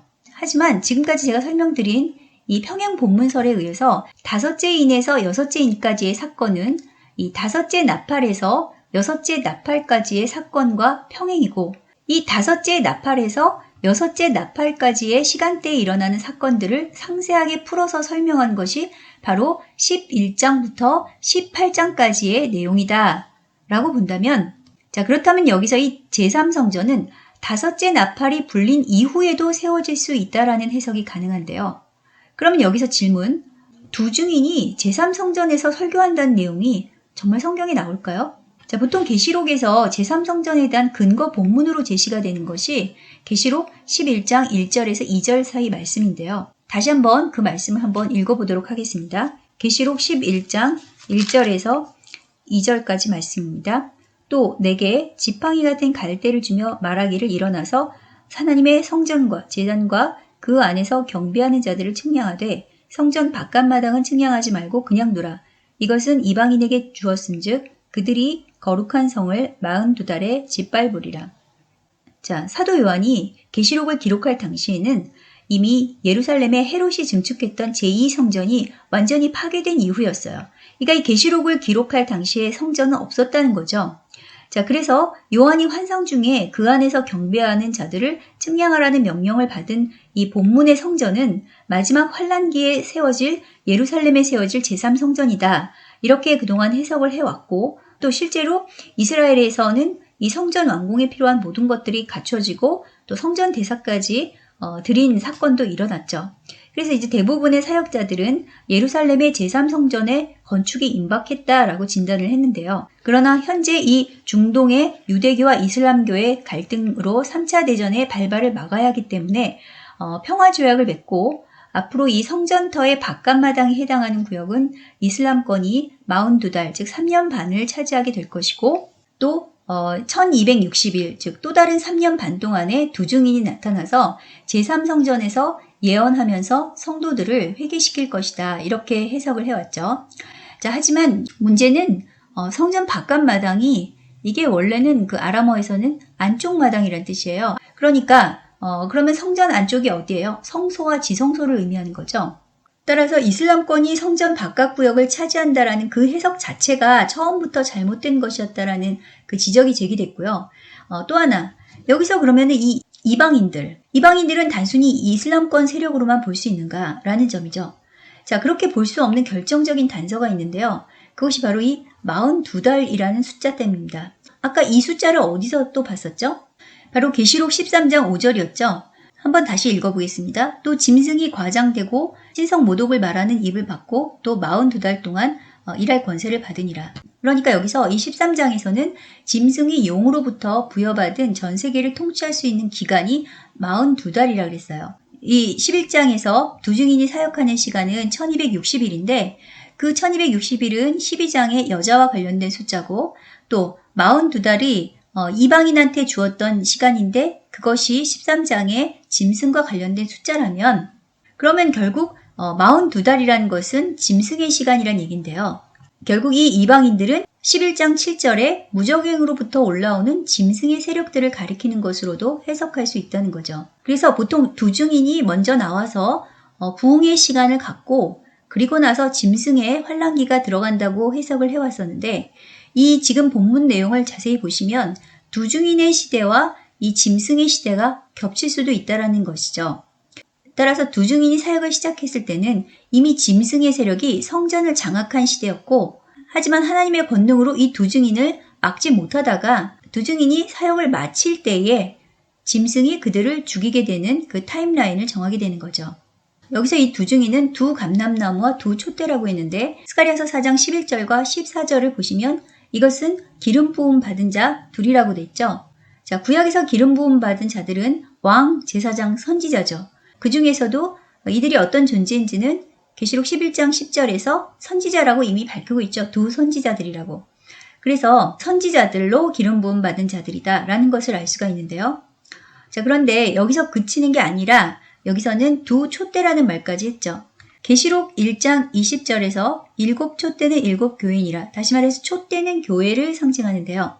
그러면 두 증인은 누구를 가리키는가? 여러 가지 해석이 있지만 결국은 두 선지자 공동체 교회를 가리키는 것으로 해석하는 것이 가장 적절해 보입니다.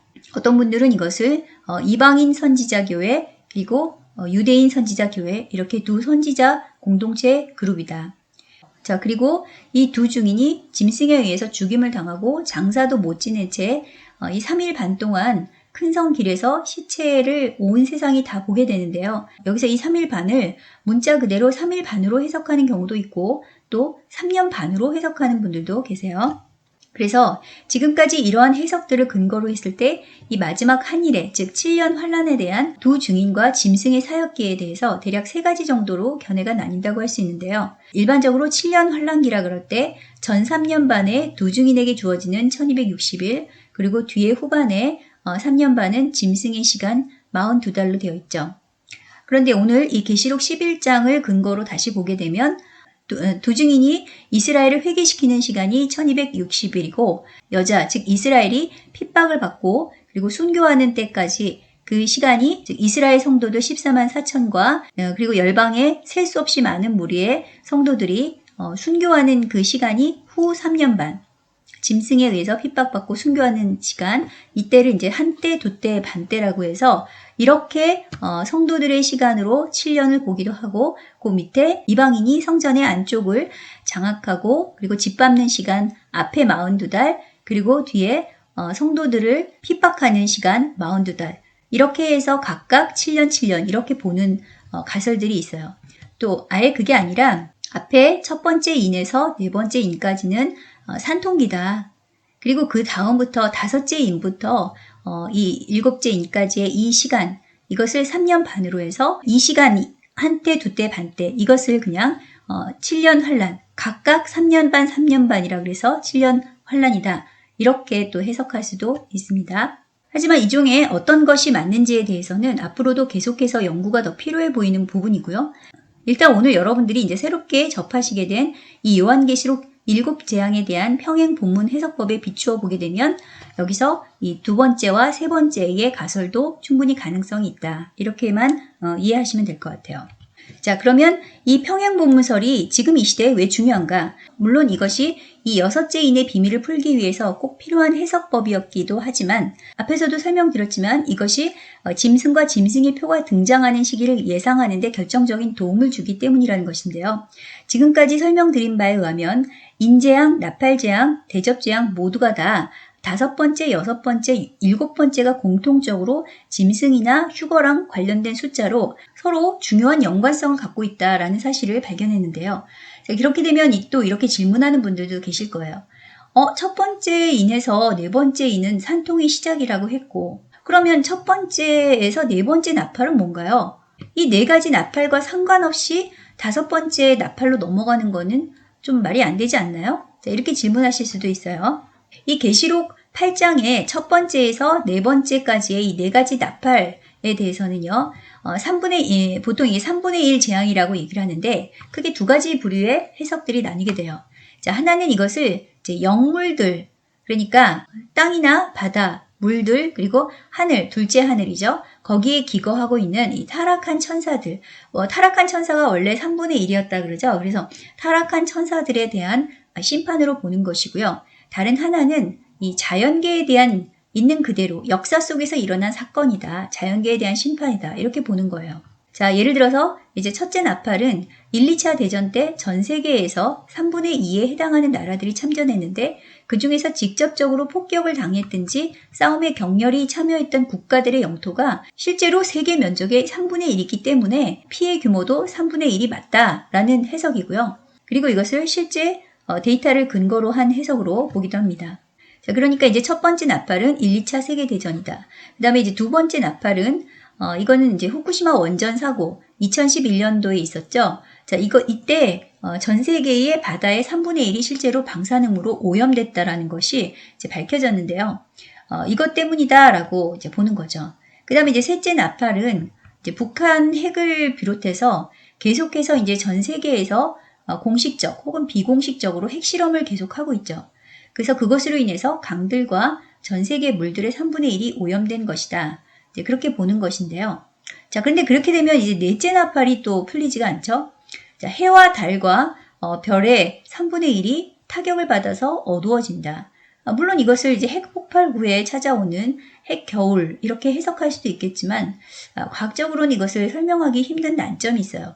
자, 그렇다고 해서 해와 달과 별이 실제로 이렇게 찌그러질 수 있나요? 그래서 앞에 이 네 가지 나팔은 영계에 대한 심판으로 보는 것이 맞다. 실제로 성경적 근거가 나오는데 8장 13절에 다섯째 나팔부터가 뭐라 그랬어요? 땅에 사는 자들에게 화 이랬어요. 다섯째, 여섯째, 일곱째 나팔이 화라는 거죠. 근데 그것이 어디에? 땅에 사는 자들이에요. 그럼 뭐예요? 물질계에 있는 사람들한테는 다섯째 나팔부터가 화고, 그러면 앞에 있는 얘기 첫째부터 넷째까지의 이 나팔은 영계를 심판하는 나팔이다. 이렇게 보는 결정적인 그 단서가 되죠. 그리고 또 이제 더 중요한 성경적 근거가 있습니다. 계시록 7장 3절을 한번 읽어볼까요? 이르되 우리가 우리 하나님의 종들의 이마에 인치기까지 땅이나 바다나 나무들을 해하지 말라. 자, 그 다음에 8장 7절을 한번 다시 읽어볼게요. 첫째 천사가 나팔을 부니 피 섞인 우박과 불이 나와서 땅에 쏟아지매 땅에 3분의 1이 타버리고 수목의 3분의 1도 타버리고 각종 푸른 풀도 타버렸더라. 다음 9장 4절을 한번 읽어보겠습니다. 자, 그들에게 이르시되 땅의 풀이나 푸른 것이나 각종 수목은 해하지 말고 오직 이마에 하나님의 인침을 받지 아니한 사람들만 해하라. 자, 이게 만약에 실제로 나무나 수목에 대해서 타는 그 자연계에 대한 심판이라고 만약에 첫 번째 나팔을 그렇게 본다면 그러면 여기서 이제 모순이 생기죠. 앞에서 7장에서 순서대로 하면 7장에서 나무들을 해하지 말라고 분명히 얘기를 했죠. 그리고 9장에도 이런 땅의 풀이나 푸른 것이나 수목은 해하지 말라 그랬잖아요. 근데 해하지 말라고 7장과 9장에서 얘기했는데 이게 지금 다섯째 나팔에서 해하지 말라 그랬는데 첫 번째 나팔에서 이것을 3분의 1을 해하는 장면으로 보이게 되잖아요. 그러니까 이것은 땅에 내려지는 심판이 아니라 첫 번째부터 네 번째까지는 영계의 존재들에 대한 심판이다. 이렇게 보는 것이 맞는 것 같습니다.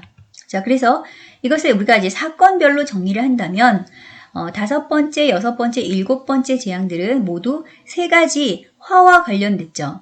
자, 짐승과 관련된 사건들이에요. 그래서 짐승의 시간에 이제 성도들이 순교 또는 휴거가 일어나는 시간이다. 그리고 첫 번째 인에서 네 번째 인까지는 산통의 시작으로 보고 첫 번째 나팔에서 네 번째 나팔까지는 영계에 대한 심판으로 보고 또 첫 번째 대접에서 네 번째 대접까지는 자연계에 대한 심판으로 볼 수 있다. 다음에 이제 시간대로 정리를 한다 그러면 이 다섯 번째에서 일곱 번째 인과 그리고 다섯 번째에서 일곱 번째 나팔이 모두 대환란기에 들어가는 걸로 볼 수가 있고요. 특별히 이 대접 재앙은 이 큰 성 바벨론의 멸망이 하루 또는 단 1시간이라는 아주 짧은 시간에 이루어질 수 있기 때문에 그 점을 감안해서 일곱째 나팔이 불릴 때 7개의 대접 재앙이 한꺼번에 쏟아져 풀린다. 또 이렇게 볼 수도 있습니다. 이 대접 재앙이 어떻게 하루나 1시간에 일어나느냐라고 질문하시는 분들은 18장 8절과 10절 그리고 17절에 이 하루 동안에 1시간 이 말에 여러분들이 이제 체크를 해 두시고요. 자, 하지만 이 첫 번째에서 네 번째 나팔도 설령 영계에 대한 심판이라고는 하지만 만약에 이제 실제로 일어나더라도 우리가 알아채리지는 못할지라도 이 일곱 나팔 재앙에 들어가는 것은 맞잖아요. 그래서 이것을 시간대로 정리하는 도표에서는 시기상 다섯 번째에서 일곱 번째 인 안에 첫 번째에서 일곱 번째 나팔을 모두 포함시키어서 이것이 같은 환란기 안에 일어나는 사건으로 그렇게 볼 수도 있고요. 그래서 결론적으로 말씀드리면 이 첫 번째에서 네 번째인 사이에서 예수님께서 이 마태복음 24장에 말씀하신 산통의 그 시작기가 끝나고 그 다음에 이제 본격적으로 다섯째 인에서 순교자의 수가 차기 시작하는 대환란기가 시작이 되는데요. 이 다섯째 인부터 여섯째 인까지 사이에 일어나는 그 사건이 7장에 등장을 하게 되죠. 그런데 실제로 다섯째 인에서 여섯째 인 사이에 일어나는 그 사건이 실제로 여섯째 인 다음의 장인 7장에서 등장을 하게 되죠. 어떤 사건이 나오죠? 14만 4천이 인침을 받고 그리고 이미 인침받았던 큰 환란에서 나온 흰옷 입은 큰 무리들이 하늘에서 어린 양의 노래를 부르는 장면이 7장에 나오잖아요. 그런데 그것이 실제 시간순으로는 다섯째 인과 여섯째 인 사이에서 벌어지는 사건이다. 왜냐하면 7장 14절에서 이는 큰 환란에서 나오는 자들이라 그랬잖아요. 그러니까 이 환란이 시작되고 그 환란 중 또는 환란 후 사이에서 이러한 무리들이 생겨났다. 이렇게 보시면 될 것 같아요. 그리고 또 이 기간 중에 일어나는 사건이 7가지 나팔 재앙인데 그 중에서도 특별히 사람들한테 이 화가 되는 사건은 다섯째, 여섯째, 일곱째 나팔이라 그랬죠. 그리고 이렇게 다섯째 인과 여섯째 인 사이에 14만 4천과 큰 환란에서 나온 흰옷 입은 큰 무리가 휴거되는 사건을 배치를 하는 이유는 아까 앞서 살펴봤던 마태복음 24장을 기준으로 해서 그것을 평행 본문으로 봤을 때 이 하늘이 떠나가는 여섯째 인의 천체 변동이 말 그대로 사람이 더 이상 살 수 없는 종말의 대지각 변동을 의미하기 때문에 가장 마지막 사건으로 봐야 한다는 것이 때문이죠. 또 무엇보다도 이 결정적인 구절이 하나 나오는데 자, 이 여섯째 인 다음인 7장에서 그러니까 여섯째 인은 뭐예요? 하늘이 이미 떠나갔고 지구가 종말이 오는 그런 장면이잖아요. 그런데 그 다음에 일어나는 이야기가 7장 2절에서 하나님의 종들의 이마에 인치기까지 땅이나 바다나 나무들을 해하지 말라. 아니 이미 다 지금 망가졌고 다 없어졌는데 무슨 땅이나 바다나 나무들을 해하지 말라는 말이 안 되잖아요. 그래서 이것은 시간 순서대로 이것을 보시면 안 된다 이 말씀을 드리는 거예요. 자 그러면 왜 이 7장의 내용이 여섯째인 다음에 기록이 됐느냐? 이 사건들을 앞에 다섯째인 다음에 이 사건을 배치를 해야 되지 않느냐? 이렇게 이제 질문하실 수도 있어요. 자, 이것은 드라마로 말하면 일종의 에필로그, 즉 앞에 있는 사건들 사이에 있었던 일들에 대해서 그때는 얘기하지 못하고 뒤에 가서 다시 보충 설명을 하는 삽입문으로 봐야 돼요. 그러니까 인별로 가장 중요한 제목대로 쭉 얘기를 하고 여섯 번째 인까지 말한 다음에 잠시 쉬어가면서 다섯 번째 인에서 여섯 번째 인 사이에 일어났는데 그때 말하지 않았던 사건들을 좀 더 자세히 부연 설명하는 방식이다. 이렇게 보시면 돼요. 자, 이 똑같은 방식이 나팔 재앙에서도 적용이 되는데요. 자, 이 여섯 번째 나팔이 불리고 나서 나오는 이 10장부터 11장 15절까지 그리고 일곱 번째 나팔, 중간에 일곱 번째 나팔이 불리고 그 다음에 또 다시 12장에서 15장까지 그래서 총 10장에서 이 15장까지의 내용은 사실상 이 다섯 번째 나팔부터 시작해서 일곱 번째 나팔까지 그 사이에 일어나는 모든 사건들에 대한 보충 설명의 삽입문이다. 이렇게 결론을 내릴 수 있습니다.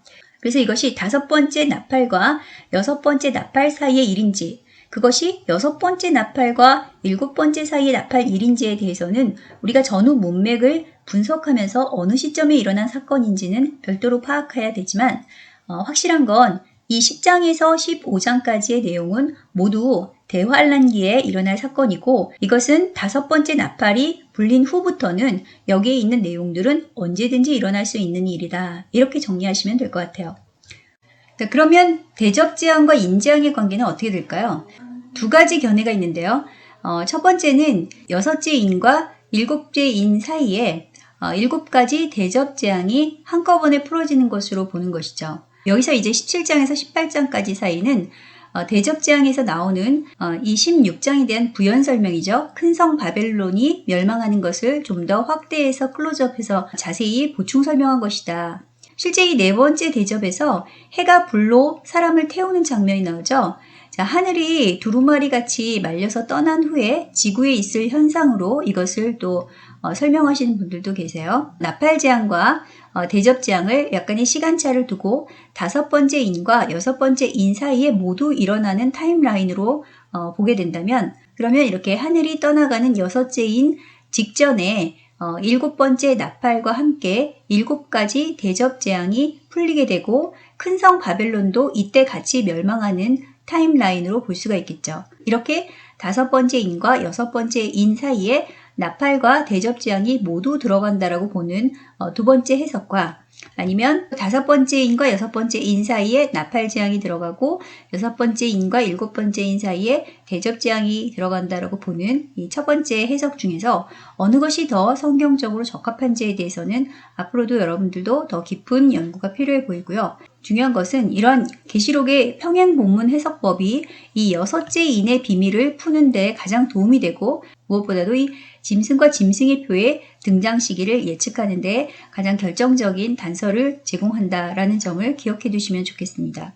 그래서 지금까지 해석법은 계시록을 이렇게 장별로 순서대로 해석해서 7가지 재앙이 다 끝나고 그 다음 7가지 나팔이 다 끝난 다음에 그 다음에 이제 13장이 되어서 짐승이 등장한다고 보아왔는데요. 아직 하늘이 두루마리처럼 떠나가는 6째 인도 안 끝났으니 이 13장이 짐승과 짐승의 표는 여전히 우리 시대와는 상관없는 머나먼 미래의 일이다. 이렇게 설명을 해왔죠. 하지만 오늘 배우신 이 평행 본문 해석법에 의하면 이 짐승과 짐승의 표는 5째 인과 이 5째 나팔이 풀리면 언제든지 등장할 수 있다는 것, 짐승과 짐승의 표로 인한 순교자들에 대한 부연 설명인 13장에서 15장은 6장의 5째 인부터 6째 인 사이에 발생하는 순교자가 차야되는 그 사건의 평행 본문으로 이것을 해석할 수 있으며 이때 짐승의 구체적인 출현 시기는 13장 훨씬 이전인 이 6장의 5째 인과 9장의 5째 나팔부터 보아야 한다는 것. 즉 3차 대전 이전에 이미 출현할 수 있다라는 사실을 확인하게 된 거죠. 대환란의 시기가 정확히 7년일지 아니면 3년 반일지 그것은 앞서도 설명드렸다시피 더 연구가 필요해 보이는 부분인데요. 이 5째, 6째, 7째 나팔 사이의 환란기에서 이 10장에서 15장까지의 부연 설명의 사건들이 구체적으로 어떻게 적용되는지를 살펴보면 5째 나팔에서 무적행이 열려서 짐승이 나온 다음에 11장에 두 증인과 짐승, 그리고 12장에 미가엘과 용 전쟁, 여자와 용의 전쟁, 그리고 용과 성도들의 대결 구도, 그리고 13장에 두 짐승과 성도들의 전쟁, 그리고 짐승의 표가 등장하고요. 중간에 6째 나팔이 불리면서 사람 3분의 1이 죽는 유브라데 전쟁이 일어나고 다음에 7째 나팔이 불리기 전에 10장에서 언급했던 비밀, 즉 휴거와 그리고 14장에서 언급한 14만 4천과 열방의 대추수, 대순교를 의미하죠. 그리고 큰 성 바벨론의 멸망, 그리고 15장에 하늘에 올라간 성도들이 모세와 새 노래, 즉 어린 양의 노래를 부르는 사건이 일어나는 것으로 그렇게 정리할 수 있을 것 같습니다. 하지만 여러분, 앞서 살펴봤듯이 이 5째 나팔이 불려서 짐승이 무적행에서 올라온다고 한들 우리가 그를 성경이 예언한 그 짐승인지 반드시 알아볼 수 있다는 보장은 없고요. 또 용이 하늘에서 떨어진들 우리 눈에 보이는 것도 아는데 도대체 5째 인이 떼어지고 나서 5째 나팔이 불려서 대환란에 들어갔다 한들 그 사인을 성도들은 무엇을 보고 알 수 있을까요? 자, 그러면 이제 이쯤 되면 그러면 제3성전은 뭡니까?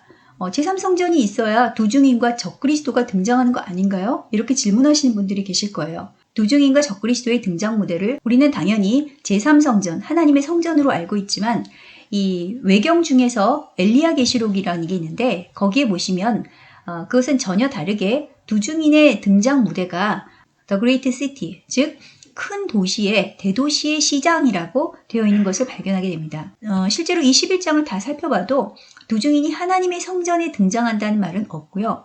오히려 이제 8절을 보시게 되면 그들의 시체가 큰 성 길에 있으리니 이렇게 되어 있어서 두중인이 큰 도시에서 대도시에서 사역하다가 짐승과 싸우다가 순교했을 가능성이 또 높아 보입니다.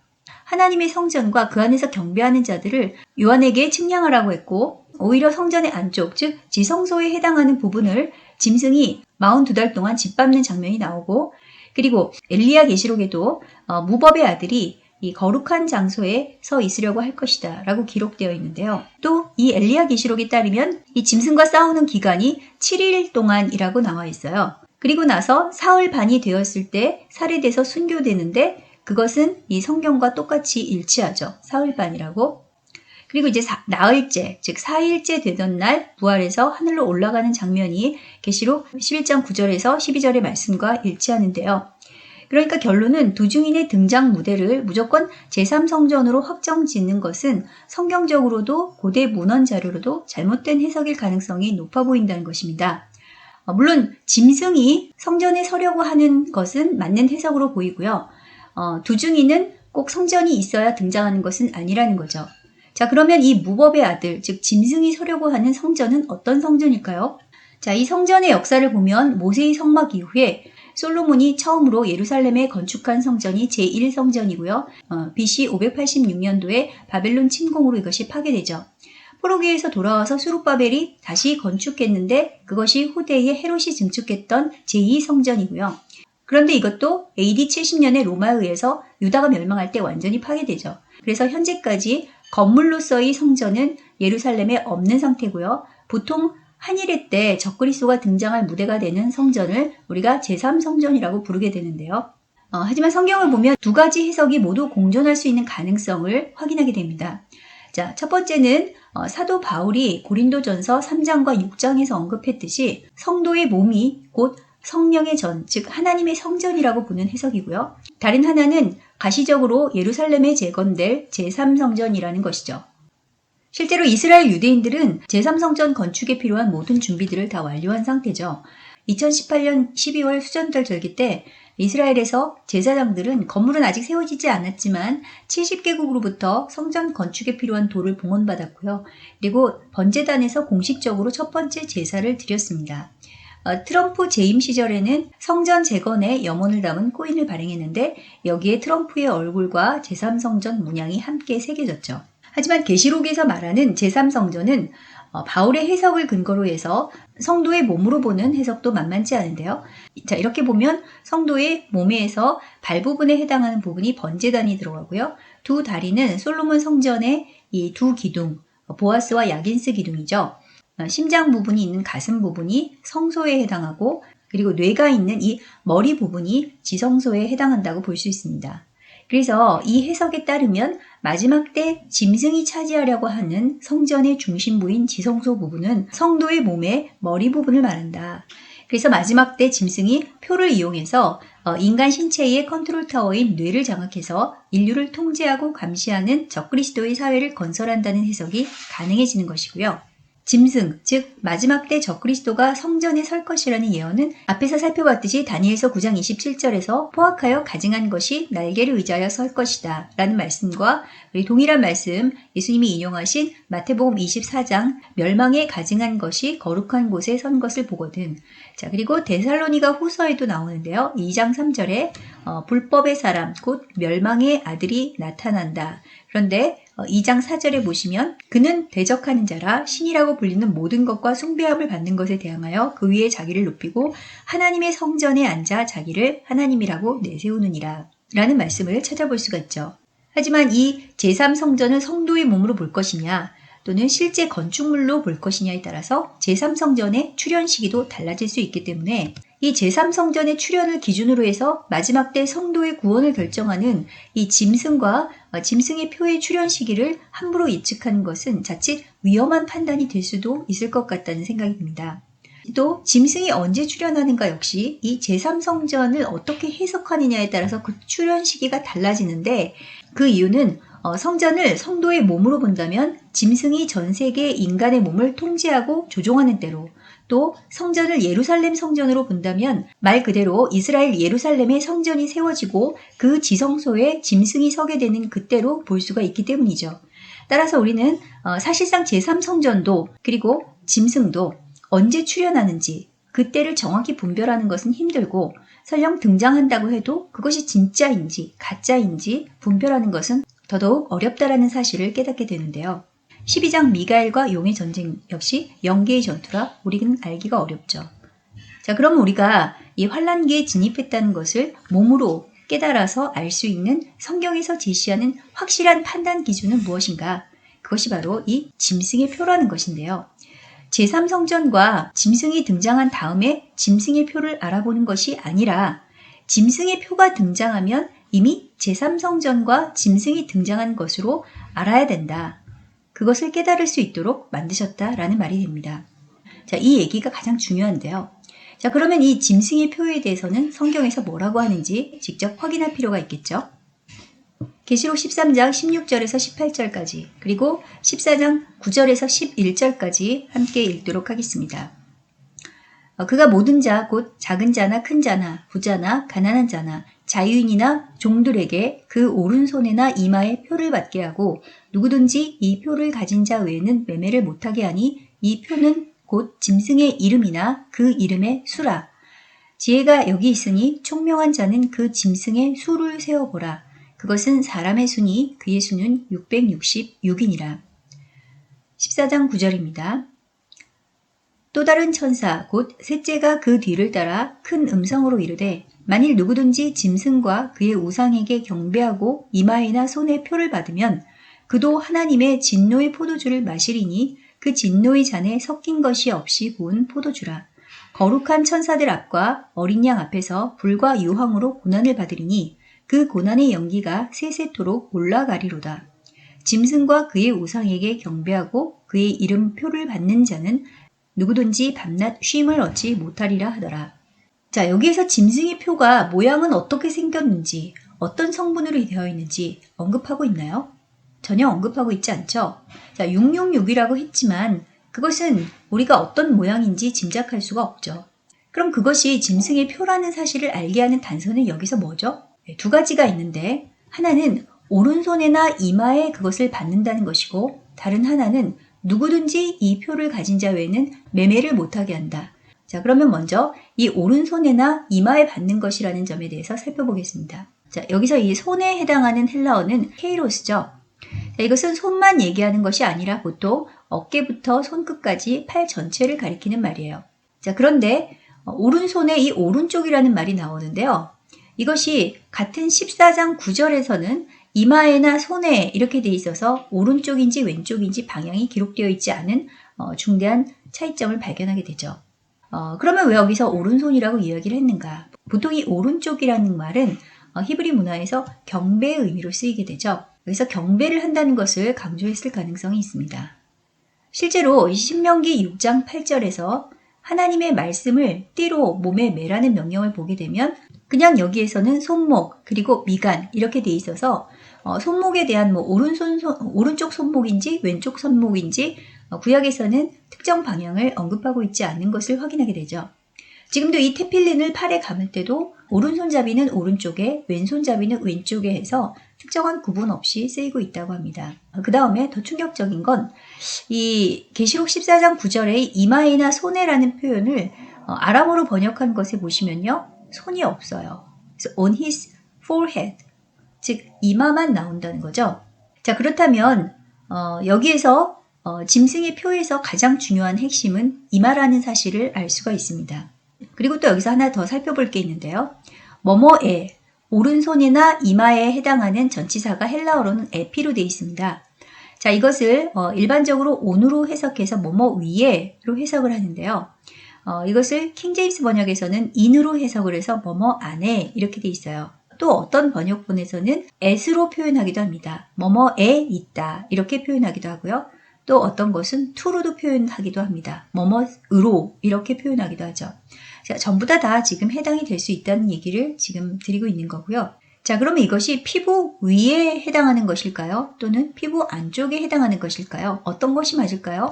자, 이 표라는 말을 먼저 해석을 하게 되면 이 헬라어는 카라그마죠. 자, 이 카라그마라는 것은 당시로 말하면은 그 노예나 또는 짐승들한테 낙인을 찍듯이 인두로 지지거나 또는 무엇을 새기는 것, 문신처럼 이렇게 새기는 거예요. 그래서 영어로는 이것이 engraving이라고 해서 완전히 이렇게 새겨서 안에다가 집어넣는 그런 형태를 말을 하죠. 문신 같은 거랑 비슷하다고 보시면 될 것 같아요. 그렇기 때문에 여기서는 이 짐승의 표는 킹제임스 번역에서 번역하는 것처럼 뭐뭐 안에, 즉 인으로 번역하는 것이 더 맞는 표현으로 보이고요. 그래서 짐승의 표를 받는 방식은 오른팔이든 왼팔이든 팔부터 손까지 전체 혹은 이마의 피부 안에 새기거나 들어가는 방식이라는 결론을 추론하게 됩니다. 자, 하지만 이것만 가지고 짐승의 표라고 할 수 있을까요? 초대교회부터 지금까지 노예 신분이거나 고문을 당하거나 혹은 아름다운 목적으로 피부 안에 팔이나 이마에 새기는 거, 문신으로 새기는 거 언제나 있어 왔잖아요. 그럼 대체 뭘 보고 짐승의 표인지 알 수 있다는 말을 하는 거죠? 그 결정적인 단서는 바로 누구든지 이 표를 가진 자 외에는 매매를 못하게 하니 이 말이에요. 그러니까 전 세계적인 매매 통제 수단이라는 거죠. 물론 지금까지 나라별로 혹은 종교별로 어떤 수단을 통해서 매매를 통제해온 역사의 사례는 종종 있어 왔죠. 하지만 그것은 특정 지역으로 국한된 문제였지 전 세계적인 것은 아니었죠. 마지막 환란기에 들어가게 되면 이것이 전 지구적인 현상이 되고 거의 예외 없이 전 세계적으로 적용될 것이라는 예언이에요. 자, 이것이 짐승의 표에 대한 가장 확실한 사인이라고 볼 수 있는 것이죠. 다시 말해서 그것이 아무리 오른손이나 또는 이마 안에 무엇인가 주입한다고 해도 그것을 받지 않으면 생존을 위한 경제활동 자체가 불가능해지는 일이 전 세계적으로 발생하지 않는다면 그것은 짐승의 표가 아닐 가능성이 높다는 거죠. 하지만 그것이 오른쪽이든 왼쪽이든 손이나 팔 혹은 이마 안, 즉 뇌에 어떤 영향을 주는 어떤 것을 새기거나 주입하면서 그것을 받지 않으면 전 세계 인류가 먹고 살기 위한 경제활동을 할 수 없는 상태에 이른다면, 그리고 또 심지어 그 시스템에 따르기를 거부하는 자들이 처벌을 당해서 생명의 위협과 죽음까지 처해지게 된다면 그것이야말로 짐승의 표가 아니면 무엇이겠나라는 것이죠. 먹고 살기 위해서 이 짐승의 시스템에 굴복하는 행위를 가리켜서 성경은 짐승과 그의 우상에게 경배하는 자, 그의 표를 받는 자라고 명시하고 있는데요. 요한계시록 14장 9절과 10절에 의하면 그러한 자들은 분명히 하나님의 진노의 포도주를 마시게 되고 불과 유황으로 영원토록 고난을 받게 된다. 즉 지옥에 간다. 구원받지 못한다. 라고 말씀하고 계신 것을 반드시 기억해야 합니다. 이것은 제 말이 아니고 성경에 쓰여 있는 것을 그대로 우리가 확인한 것이죠. 전 세계적으로 매매를 못하게 되는 것, 경제활동을 못하게 되는 것은 이것은 상징이 될 수 없는 말이죠. 따라서 짐승과 짐승의 표의 도래, 대환란기를 성도들에게 알게 하는 가장 확실하고 중요한 사인이라고 할 수 있는 것입니다. 두 짐승이 누구인가? 세계의 정치와 또 종교의 통합 지도자 중에 누구인지, 또는 유럽의 대통령인지, 미국의 대통령인지, 또는 교황인지, 아니면 공산 진영의 대표인지, 아니면 인공지능 슈퍼컴퓨터인지, 아니면 앞에서 살펴보는 것처럼 reptilian이라고 불리는 지하세계의 뱀 종족인지 여러 가지 가설들이 있지만 가장 확실한 사실은 설령 그들 중에 누가 우리 앞에 이미 등장했다고 할지라도 우리는 그들을 알아보지 못할 가능성이 더 높다는 것이죠. 왜냐하면 성경이 알려주는 그들의 정체는 명확하게 더러운 영, 즉 타락한 천사들의 영이고 그들은 언제든지 모습을 바꿀 수 있기 때문입니다. 바다에서 올라오는 짐승은 10뿔에 머리 7 달린 표범처럼 생긴 괴물이고 또 땅에서 올라오는 짐승은 2뿔 가진 용처럼 말하는 양처럼 생긴 괴물이에요. 이런 모습으로 적그리스도가 등장할 것이라고 예상하는 사람은 아무도 없을 것입니다. 다만 우리는 그의 모습이 아니라 그의 행동을 보고 성경에 예언된 짐승이라고 추측해 볼 수 있을 뿐입니다. 하지만 하나님께서는 진리를 추구하며 성경을 제대로 해석하는 말세의 성도들이라면 누구든지 주님께서 경고하신 그 때, 즉 대환란의 때가 되었음을 알 수 있도록 3차원의 한계를 가진 우리 인간의 눈으로도 확인할 수 있는 명확한 사인을 주셨는데요. 그것이 바로 짐승의 표라는 것입니다. 그 중에서도 가장 중요한 키워드는 계시록 13장 17절에 누구든지라는 말과 매매라는 두 단어죠. 즉 성도들이 마지막 때 환란기에 진입했음을 눈으로 직접 확인할 수 있는 가장 확실한 사인은 짐승의 등장도 제3성전도 아닌 전 세계적으로 그것을 받지 않으면 매매, 모든 경제활동이 불가능해지는 그 무언가가 등장한다는 것입니다. 물론 과거에도 중세 카톨릭에서 손에나 이마에 표를 받게 하고 또 로마에서도 황제의 표를 받지 않으면 물건을 살 수 없도록 경제활동이 불가능했던 때가 있었습니다. 하지만 그것들은 예표에 불과할 뿐 성경에서 말하는 짐승의 표가 될 수 없는 결정적인 이유는 그것이 지역적이고 국한적으로 일어났던 사건이었다는 것이죠. 환란기 짐승의 표는 전 세계적으로 일어나는 사건입니다. 그런데 여러분, 지금까지 인류 역사상 그런 때가 있었나요?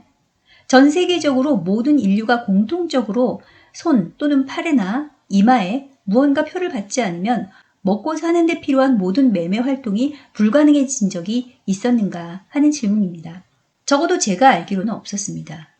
그러면 우리가 사는 이 시대는 어떨까요? 그리고 그것을 아는 것은 오늘 강의 본문인 계시록 12장 여자와 용의 전쟁 이야기와 무슨 관련이 있을까요? 지금까지 짐승의 표로 거론되어 온 것 중에 이처럼 전 세계적인 합법적인 통제 수단이 있었냐 그 말입니다. 왜 이 모든 일의 가장 선두주자여 모범국가 사례로 하필 주님께서 우리에게 종말의 시계로 주신 이스라엘이 선정돼서 세계인들의 이목을 집중시키고 있는 것일까요? 그리고 그것을 받기를 거부하고 반대하는 운동 또한 이스라엘에서 가장 치열하게 일어나고 있는 것일까요? 뭔가 정말 이상하지 않으세요? 이 모든 것을 과연 우연이라고 할 수 있나요? 물론 DNA에 문제를 일으킬지 모르는 백신 자체가 짐승의 표일지, 그리고 백신 접종을 증명하는 디지털 백신 여권이 짐승의 표일지, 또는 그것과 연동되는 디지털 화폐가 짐승의 표일지, 현재로선 그것을 100% 단정 지을 수는 없습니다. 왜냐하면 성경에는 짐승이 실제로 우리 앞에 어떤 형상으로 등장할지 그 생김새와 직분과 이름을 밝히지 않은 것처럼 짐승의 우상과 그 표도 실제로 그 모양이 어떻게 생겼는지 또 그것을 경배하는 방법은 어떤 식인지 그것에 대해서 구체적으로 밝히고 있지 않기 때문이죠.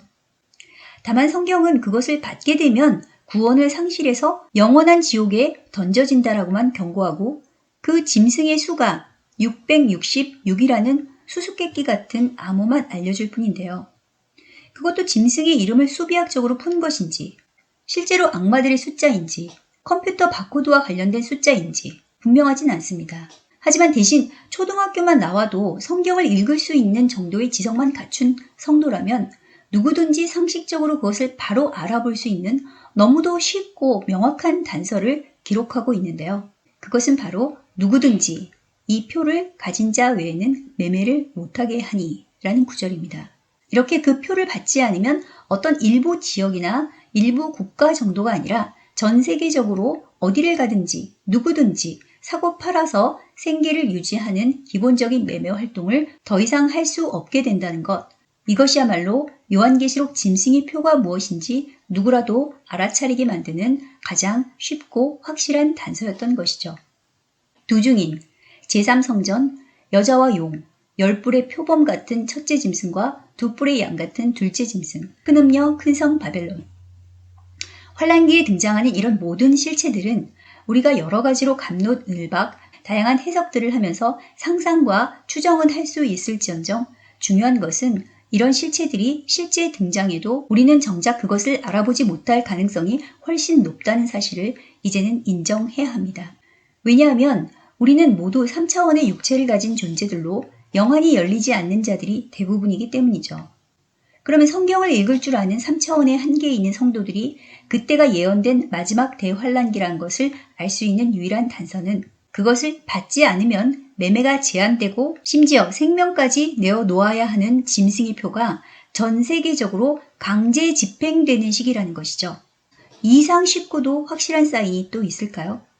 그것이 백신이 되었든 그것을 인증하는 백신 여권이 됐든 혹은 생체 화폐칩이 되었든 만일 무엇이든지 앞으로 그것으로 인해서 이와 같은 결과를 초래한다면 여러분이 믿든지 아니 믿든지 성경적으로 그것은 의심할 여지 없이 확실한 짐승의 표라고 할 수 있는 것입니다. 또한 특별히 그와 같은 일이 종말의 시기인 이스라엘에서 시작된다면 여러분은 그것을 더 쉽게 지나쳐서는 안 될 것입니다. 어쩌면 그것이 성경에 예언된 두 증인과 짐승의 전쟁, 여자와 용의 전쟁, 그리고 14만 4천과 짐승의 전쟁을 의미하는 것인지도 모르기 때문입니다. 지금의 전 세계적으로 일어나는 이 칠흑 같은 영적인 어두움을 어떻게 설명할 수 있을까요? 아무리 기도해도 하나님은 침묵하시고 오히려 부정과 악이 더 승리하는 것처럼 보이는 현상을 어떻게 설명할 수 있을까요? 어쩌면 우리는 계시록이 말하는 환란의 때, 다섯째 인이 풀리고 다섯째 나팔이 시작된 시대에 이미 들어와 있는지도 모릅니다. 용도 하늘에서 떨어졌고 짐승도 이미 등장했으나 우리가 알아보지 못할 뿐이며 여자와 용의 전쟁도 성도와 짐승의 전쟁도 이미 시작되었는지도 모릅니다. 그러면 이 암흑의 시기에 들어간 성도들에게 계속해서 반복해서 강조하는 성경의 진리는 무엇일까요? 주님의 재림의 순간에 있을 사인, 하늘이 두루마리같이 말리는 종말의 6번째 인이 풀리기 전에 남은 순교자들의 수가 차야 하는 이 5번째 시기에 성도들은 끝까지 그들의 인내와 믿음을 지키라는 것입니다. 마지막 때 성도들은 하나님의 계명을 지키며 예수의 증거를 가진 자들을 가리킵니다. 그들이 지켜야 할 인내와 믿음은 무엇에 관한 것을 말합니까? 바로 성도들의 먹고 사는 것을 책임지며 생명과 죽음을 주관하는 분은 오직 한 분, 성도들의 참된 주인 되신 예수 그리스도시라는 진리를 말하는 것입니다. 성도들이 먹고 사는 것은 돈에 달려있지 않습니다. 성도들의 생명과 죽음은 권력자의 손에 달려있지 않습니다. 이 모든 최종 결정권은 참된 왕이신 오직 주 예수 그리스도께 달려있는 것입니다. 그것을 진정으로 믿는 자들은 먹고 사는 것을 위해서, 목숨을 부지하기 위해서 돈과 권력 앞에 엎드려 짐승의 표를 받게 되는 일이 결코 없을 것이라는 말입니다. 왜냐하면 그들은 자신들의 생명은 주 예수 그리스도의 것이라는 사실을 진심으로 믿으며 어린 양이 어디로 이끄시든지 따라가는 자들이기 때문입니다. 그리고 그 주님께서는 그를 믿는 자들에게 더 좋은 썩지 않는 부활의 몸과 더 좋은 천국 영생을 약속하신 분이시기 때문이죠. 그래서 성도들은 그동안 땅에서 소유했던 모든 것들을 잃게 된다고 할지라도, 심지어 소중한 사람들마저 잃게 되는 아픔을 겪을지라도 큰 환난 가운데 어린 양의 피에 그 옷을 씻어서 희게 하는 힘든 연단의 과정을 인내할 수 있는 것입니다. 환난의 때는 성도들의 믿음을 검증하기 위한 연단의 시간입니다. 여러분의 믿음의 진짜 대상이 예수 그리스도가 맞는가? 아니면 돈인가? 권력인가? 관계인가? 이것을 확인하기 위한 검증 수단인 짐승의 우상과 표의 시대가 이제 막 우리 눈앞에서 열리고 있습니다. 이제 다가오는 그 연단의 불 앞에 모든 것이 낱낱이 드러날 때 부끄럽지 않은 정금 같은 믿음으로 설 준비가 되셨습니까? 이 시간 저와 여러분 모두 슬기로운 5 처녀와 같이 가지고 계신 등잔불에 충분한 기름을 채워 마지막 환난의 시간들을 믿음으로 끝까지 인내함으로 마침내 짐승의 우상과 그의 수를 이기고 천국에서 모세의 노래, 어린 양의 노래를 부르는 승리의 부대에서 다시 만나길 우리의 참된 생명의 주인 되신 야슈아 마시아의 이름으로 축복합니다.